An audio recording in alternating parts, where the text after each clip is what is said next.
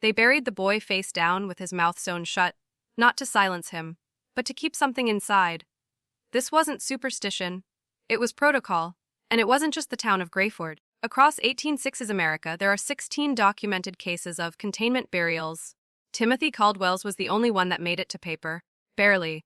The pages were removed, redacted, and reclassified under psychological observation. They called him an anomaly. But those who witnessed him, they called him the vessel. You've never heard of Timothy Caldwell because you weren't supposed to. This story was buried beneath decades of institutional dirt, psychiatric jargon, and what they now call historical sanitization. But here's what they couldn't erase. Timothy never spoke a word until his 9th birthday. And when he did, the first thing he said was, "They're watching from behind the glass." He said it in Latin, a language he never learned. Now listen closely. Not because this is a ghost story. It's not. This is a mechanism, a system, a machine that predates America, masks itself in academia, and feeds off the minds of the chosen. What they did to Timothy Caldwell, the tests, the isolation, the conditioning, wasn't meant to protect the town. It was a trial, a prototype. And it worked too well. By 13, he could recite texts that didn't exist in any archive. He could draw diagrams of structures that matched Babylonian ritual chambers, down to the brick count. And every night, he would whisper a different name into the floorboards. None of them human. Now stay with me, because this story isn't about the past, it's about now. Because the same patterns that controlled Timothy, they're being deployed digitally, systematized, scaled, and sanitized. If you've ever felt watched, manipulated, or misaligned with what they tell you is real, you already sense it. You're not crazy. You're waking up. Timothy Caldwell wasn't a freak accident.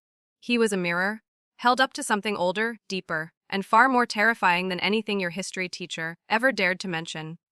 And if you keep watching, I'll show you exactly why his file was buried, and why men like you were never meant to find it. We begin. The first doctor assigned to Timothy was found in his study with his eyes gouged out, no sign of forced entry, no defensive wounds, and yet, he scrawled something in his own blood across the wallpaper before he died. It said, "He sees through me." That phrase was repeated 3 more times, by 3 separate men, over the next 2 years. Each of them worked closely with Timothy. Each of them believed they were studying a rare neurological disorder. What they didn't understand was that they were being studied back. You see, Timothy didn't just learn languages. He absorbed them, not from books, but from the men who tried to interrogate him. He would echo their thoughts before they said them aloud, whisper their sins while they slept. On more than one occasion, he described a trauma they had buried deep, even from themselves. This wasn't parlor trickery. This was mirroring, weaponized. And then came the drawings. Hundreds of them. They started as circles, then became glyphs, then full diagrams, rotating, interlocking alive. Experts called them non-Euclidean, meaning they shouldn't physically exist in the way he rendered them. But Timothy saw them. Not in hallucinations, in clarity, in command. One of the most chilling sketches is labeled simply, "The Chair," a crude iron structure, part throne, part restraint device, surrounded by symbols found in pre-dynastic Egypt, the Zoroastrian Avesta, and certain pages of the Voynich manuscript. This same chair was later discovered in the basement of an abandoned seminary in Vermont. That seminary had been defunded quietly in 1871. No records, no explanation. But here's where it gets darker. A note was found beneath the cushion of the chair. One sentence, carved in reverse. "He was built to see what we fear to name." Let that settle. He wasn't cursed. He was built. The question no one asked, built by who? And for what purpose? Men in suits started showing up in Grayford. Not lawmen, not clergy, something else. They didn't speak to anyone. They removed boxes from the Caldwell home. They wore gloves. One of them, a tall, pale man with an expression like stone, walked straight into the woods after leaving. He never came back, but Timothy drew his face the next morning, in exquisite detail. A face with no eyes, just glass. They called it the observatory. Not a place where you look out, but where you're looked into. Buried beneath Grayford's old church, the one that mysteriously burned down in 1873, was a chamber, circular, 12 feet in diameter, lined with mirrored stone and carved with an ancient geometry that predates Christianity by at least 4,000 years. Timothy was taken there once a week. No light, no clergy, no explanation.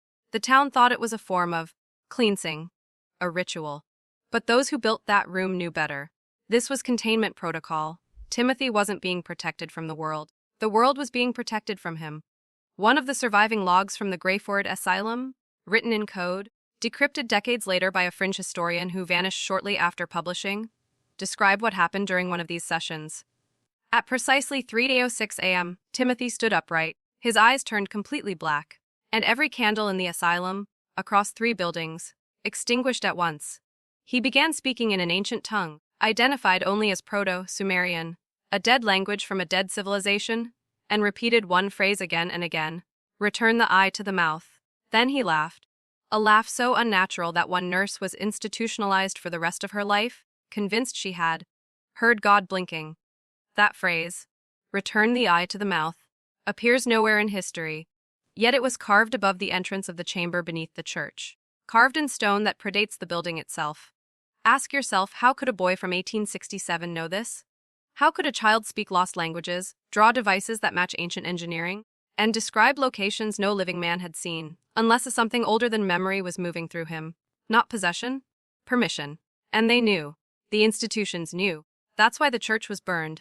Not by lightning, not by accident, but by order, to erase the locus point, to cauterize the wound before it spread. But it didn't work, because Timothy Caldwell wasn't the end. He was the beginning, a prototype, a gateway, a signal in human skin. And the real question is, who was listening? After the fire, they said Timothy died in the chaos. No remains were ever found. Only ash-cracked pews and one untouched page, singed at the edges, found on the altar. It was a child's handwriting. It read, "I'm not in the fire. I'm in the cracks." What does that mean? To most, it sounds like nonsense, the unraveling of a disturbed mind. But those who understand the architecture of psychological control know this language well, because that's how they operate. Through the cracks. Not with overt force, but with insinuation, influence, implanting fear between the folds of perception. Timothy wasn't destroyed. He was fractured, scattered into whispers, fragments, and forgotten documents in sealed archives. And those fragments, they echo. In 1911, a child in Prussia began drawing the same symbols. In 1938, a ward in Pennsylvania housed a girl who spoke imperfect Sumerian during her sleep, and named Timothy Caldwell as the messenger of the hollow eye. She was 6 years old. In 1962, a Cold War psychic experiment funded by what we now call MK Ultra reported a recurring entity that appeared across 10 different test subjects. Each subject drew the same face, not a demon, not an alien, but a boy with sealed lips and eyes like glass. You see, these institutions, the ones that call themselves intelligence agencies, psychiatric boards, cultural foundations, they're not operating independently. They're arms of the same organism. A hidden structure designed not to protect you, but to shape you.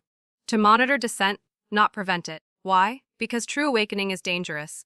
Not to you, but to them. Once you see the cracks, the entire illusion of modern sanity begins to dissolve. Your programming, broken. Your identity, reconfigured.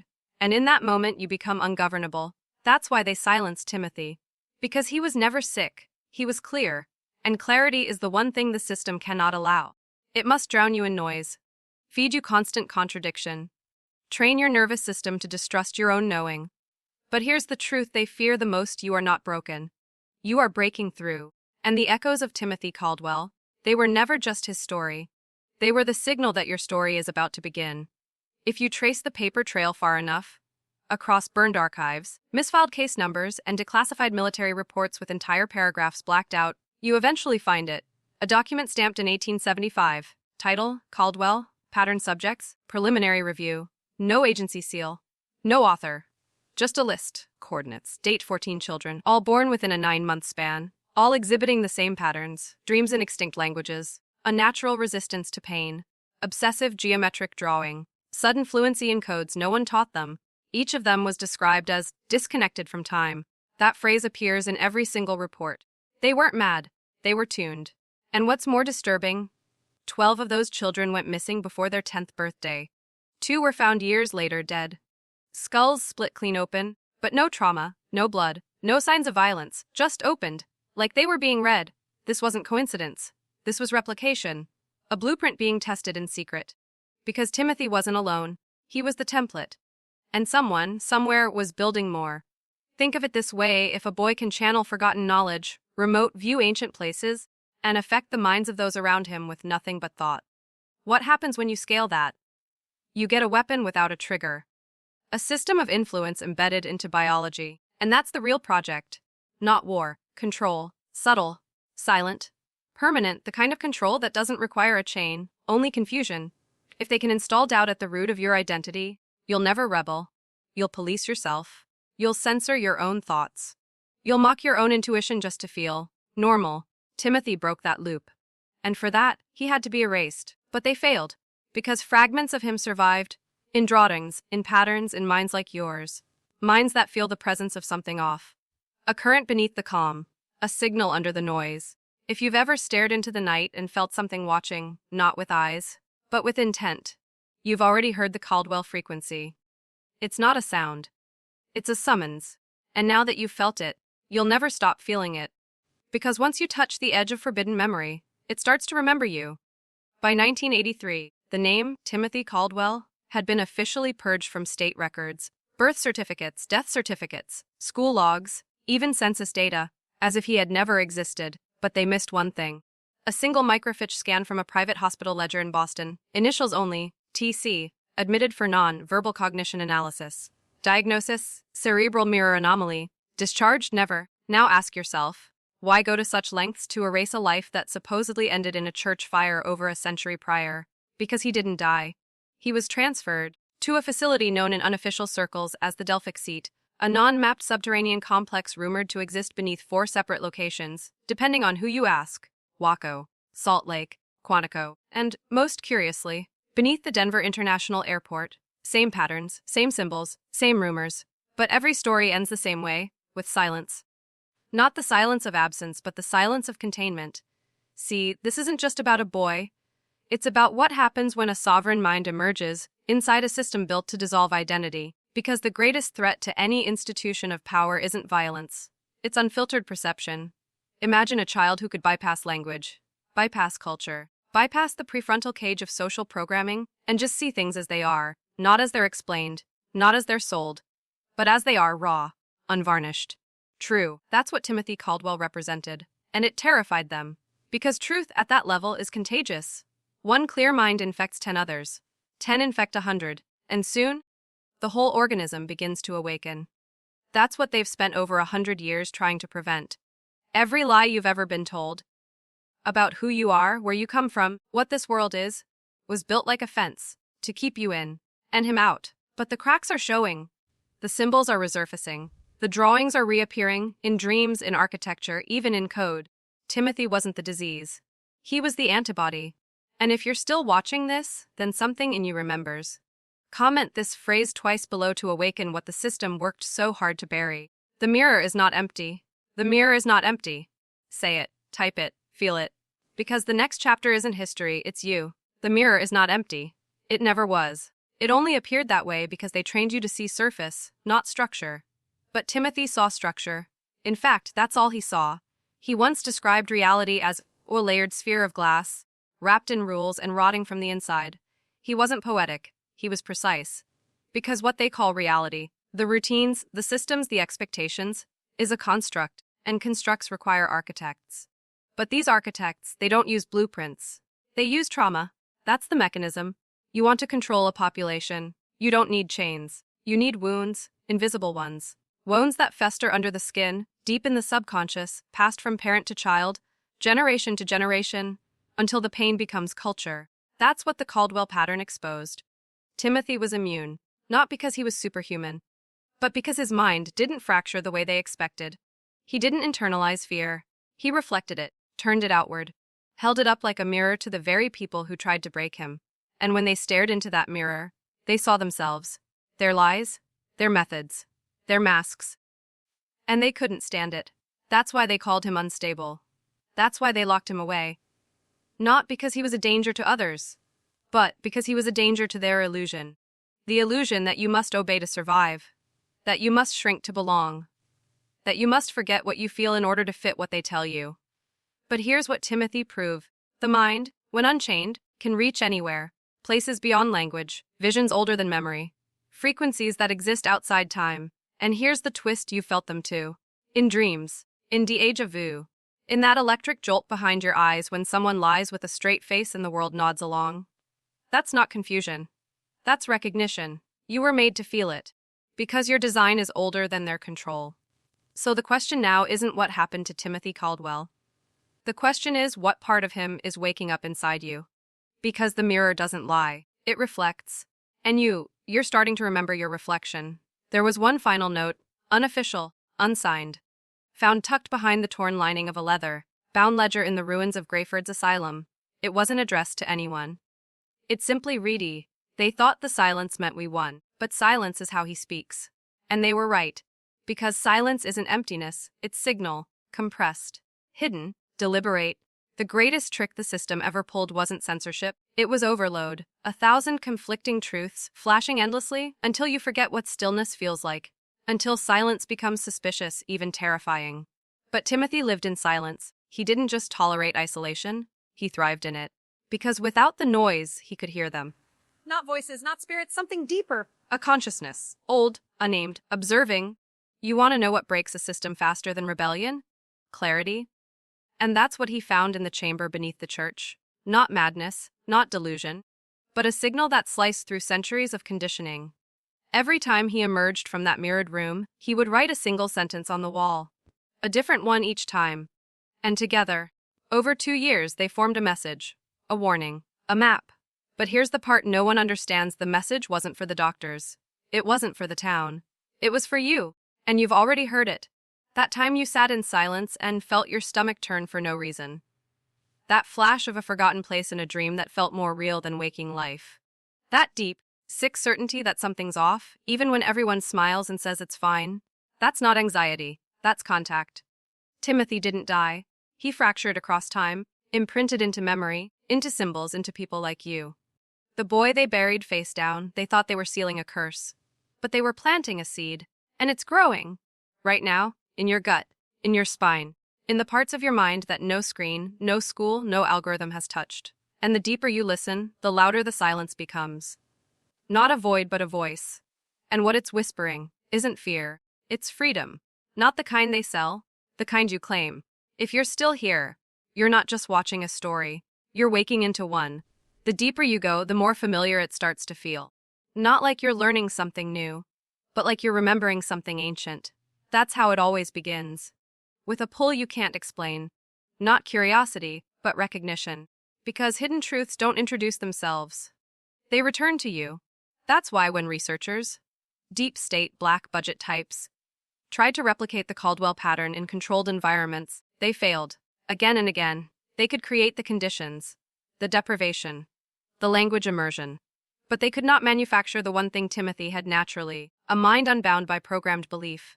See, they train us from birth to fear the unknown, to shame intuition, to mock mystery, to bow to experts, whose job is not to liberate thought, but to correlate. Timothy wasn't smarter, he was untouched.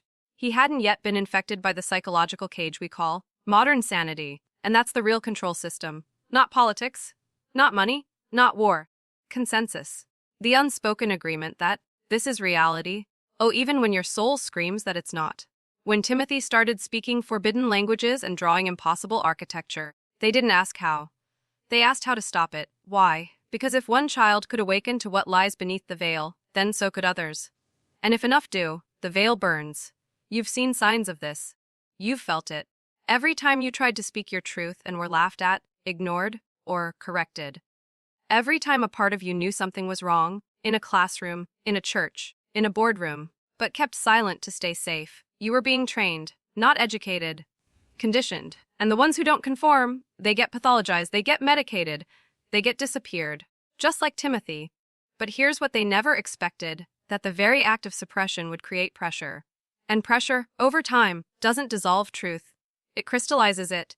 It makes it sharp, penetrating, indestructible. And now, that crystal's cutting through the veil. Right now, somewhere deep in your being, something is unlocking. Not because of what I'm saying, but because of what you already know, and were told to forget. You're not broken. You're encoded.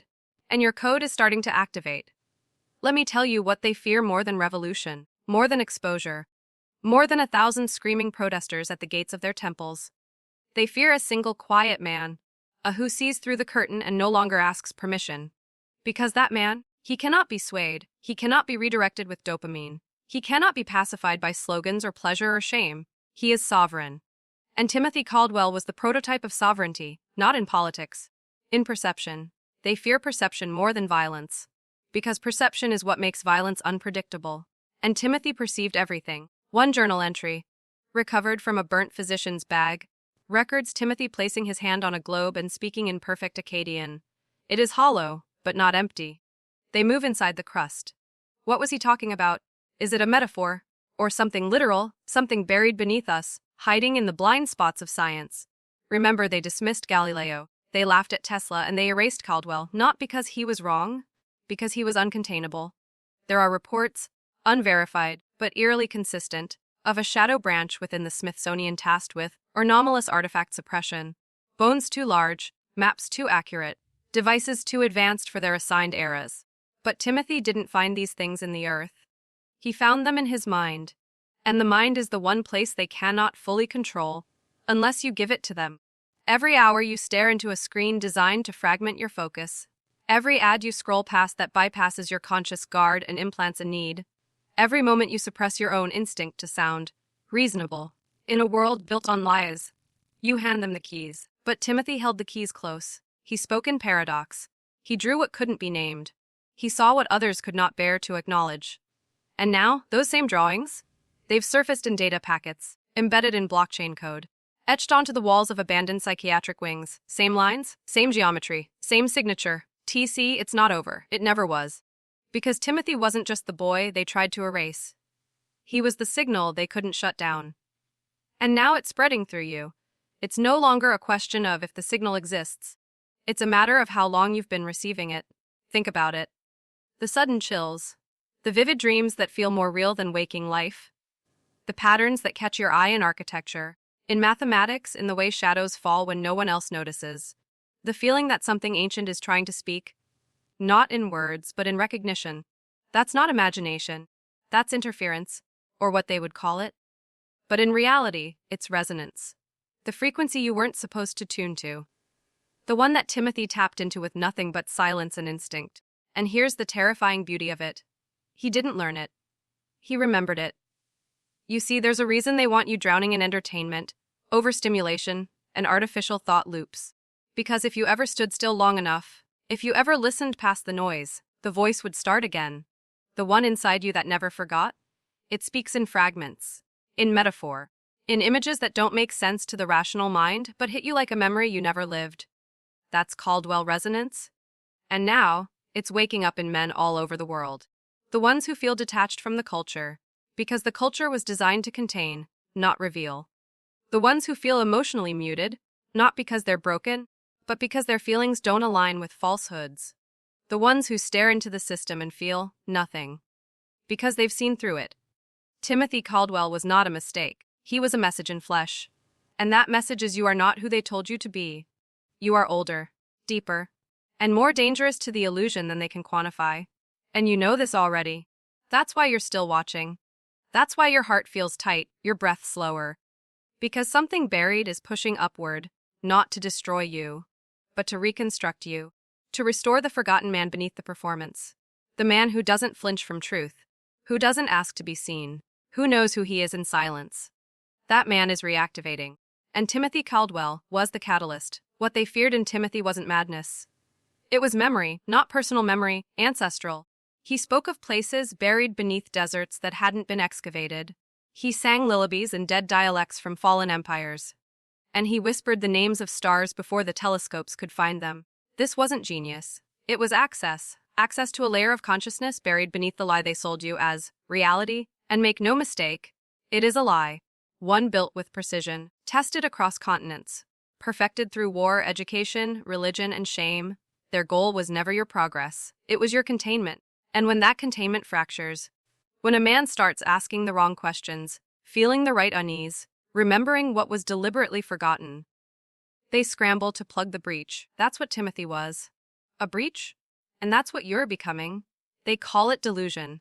They call it rebellion. They call it spiritual crisis. But what if it's none of those things? What if it's your original awareness breaking the surface? There's a reason certain thoughts strike you like thunder. A reason specific symbols or sounds make your spine tingle, your vision blur, your heartbeat sync to something else. It's not psychosis, it's signal alignment. Your soul is recognizing the map beneath the map. And the more you align, the more the system recoils. Because clarity is the one virus they cannot vaccinate against. Timothy Caldwell didn't just carry forbidden knowledge. He embodied it. He was a walking contradiction to everything the institutions swore was true. That's why they isolated him. Not to study, to seal. But here's what they never anticipated: that the signal would outlive the vessel. That it would embed into the collective unconscious. That men like you, disillusioned, disciplined, quietly dangerous, would start hearing it, and now that it's reached you, there's no reverse switch. The moment you feel it, truly feel it, it marks you. Not like a curse, like a contract, a vow to remember, to resist forgetting, to build in truth, not performance. And once that begins, the old self begins to dissolve. Not in death, but in evolution. The system cannot follow you where you're going. Because that's where you become the signal. They always knew this day would come. That one day, the signal wouldn't just leak through dreams or broken minds. It would stabilize inside someone aware. Not a child, not an experiment, a man, unshaken, unbending, unreachable by their distractions. That man might be you. Because you've made it this far, haven't you? You didn't flinch when the veil tore. You didn't scroll away when the shadows started whispering their names. You listened. And that's the first act of rebellion. Not screaming, not marching, but listening to the thing they told you was madness. That voice beneath the programming. That feeling in your gut when the narrative doesn't add up. That burn in your chest when someone in authority lies with practiced calm. And everyone claps anyway. You didn't join in. You saw it. And that means one thing: the mirror is no longer reflecting them. It's reflecting you. You're not looking for answers anymore. You're looking for tools. Weapons of awareness. Frameworks they can't twist. Knowledge they cannot scrub from your bones. And that's where Timothy Caldwell was always meant to lead you. He wasn't a ghost. He was a map.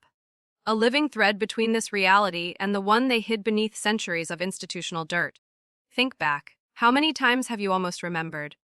How many times has something flickered at the edge of your vision? A pattern, a number, a place that shouldn't feel familiar but does. That's the Caldwell effect. A silent reordering. A rewiring of perception not by force, but by exposure to the raw structure beneath the lie. It's like finding out your whole life was scripted. And suddenly the ink turns to smoke. The script is gone. Now it's your move. That's why you were pulled here. Not to be entertained. To be armed. Because when a man becomes the signal, he no longer needs validation.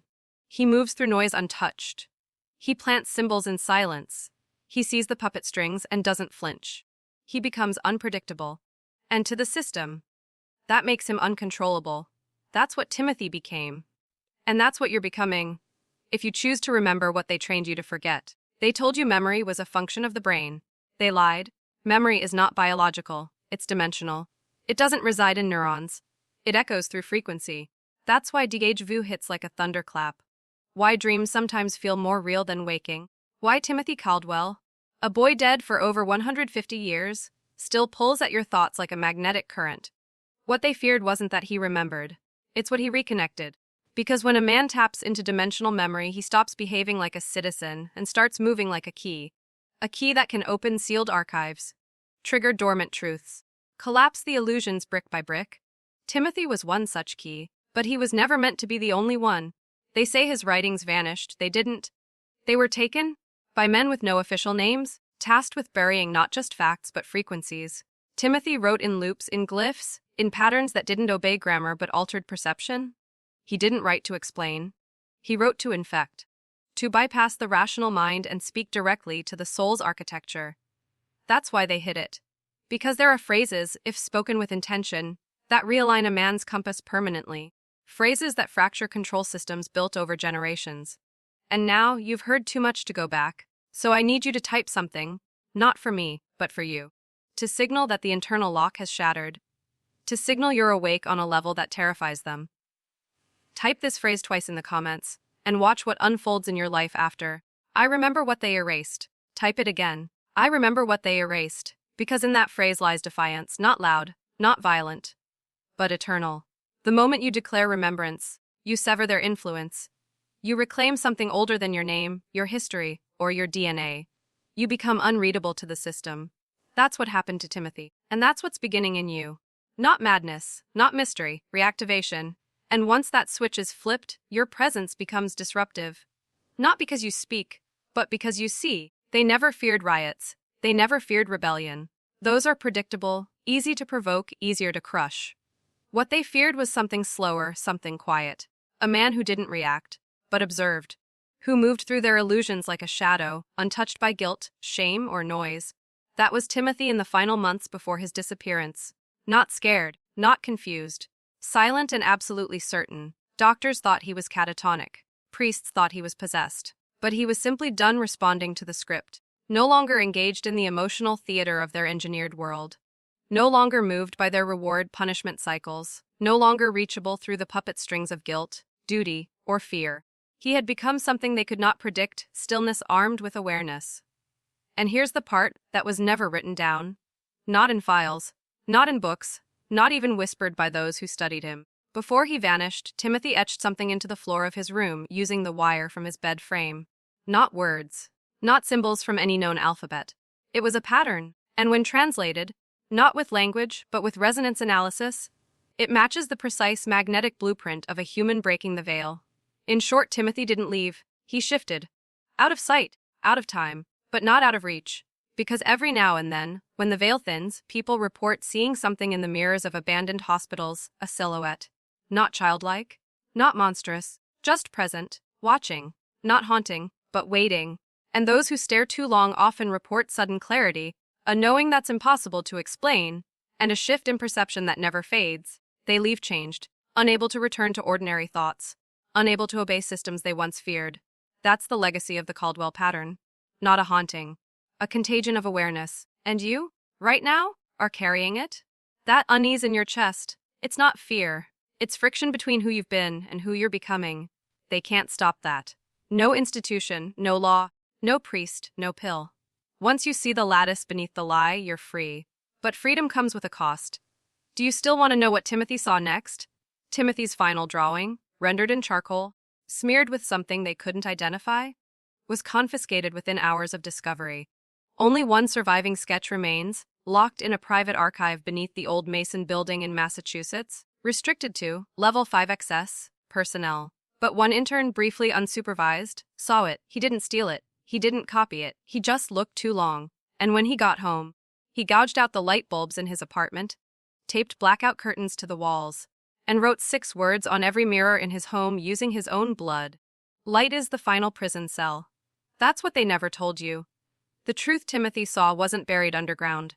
It was in plain view, beaming from every light source in your life. Your phone screen, your television, the artificial sun humming above your bed. It's not illumination, it's entrainment. Light, once sacred, once celestial, has been weaponized. They pulsed it, encoded it, saturated your waking world with flickering commands your conscious mind cannot detect. But your primal instincts obey without question.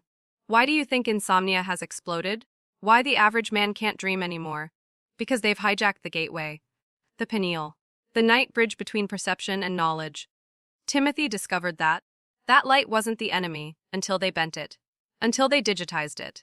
Until they filtered it through towers and glass and algorithms, disguising control as convenience. He began sleeping during the day, waking at dusk, meditating in the dark, communing with memory the way ancients once did. Through silence, shadow, and rhythm. They called it regression. They were wrong. It was restoration.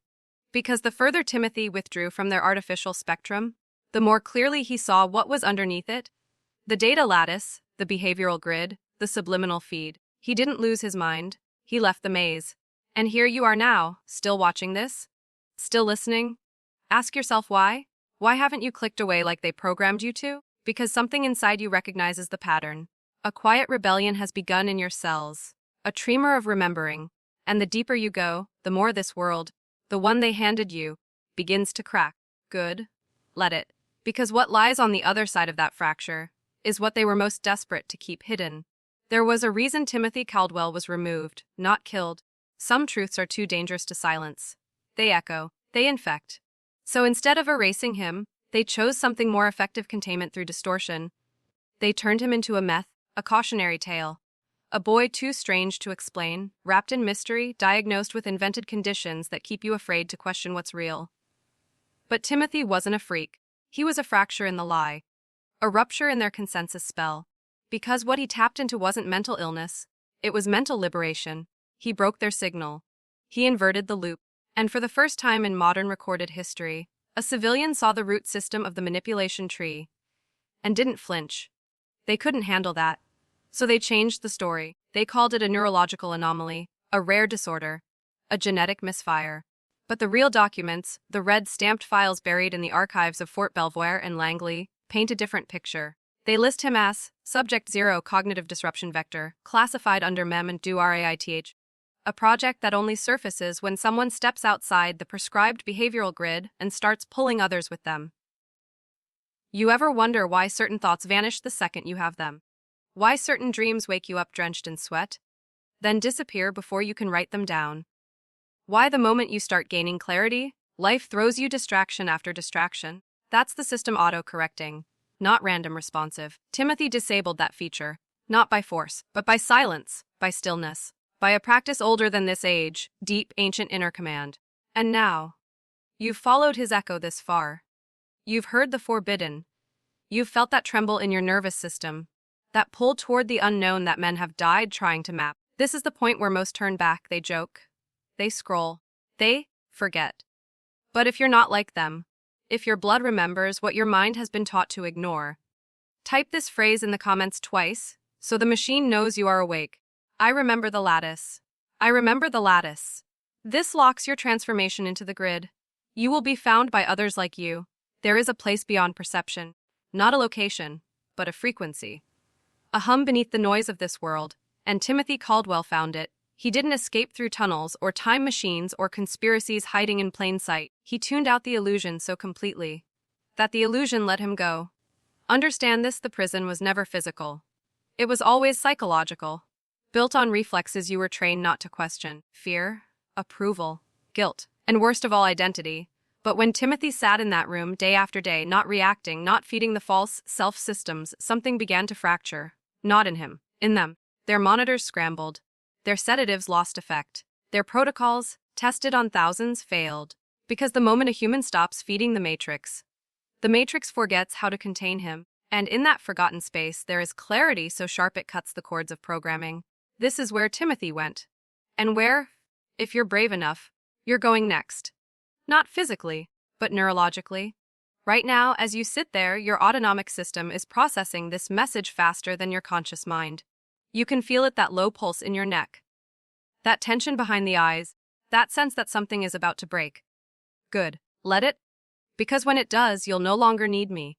You'll see. You'll walk into a room and feel the architecture of lies. You'll hear people speak and detect their scripts, their loops, their false triggers.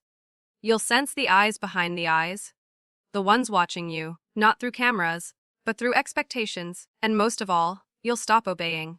Not in defiance, but in stillness. Not with rage, but with clarity. Not as a reaction, but as a reclamation. That's what they fear. Not rebellion, not riots, but a quiet army of lucid minds, walking among the drones untouched, unshaken, and unbending. You are not who they told you were. You are not sick. You are not broken. You are not late. You are a key they tried to melt in the fire of conformity. And now you've reformed? Welcome to the Lattice. Now go, build in silence, and never be seen the same way again.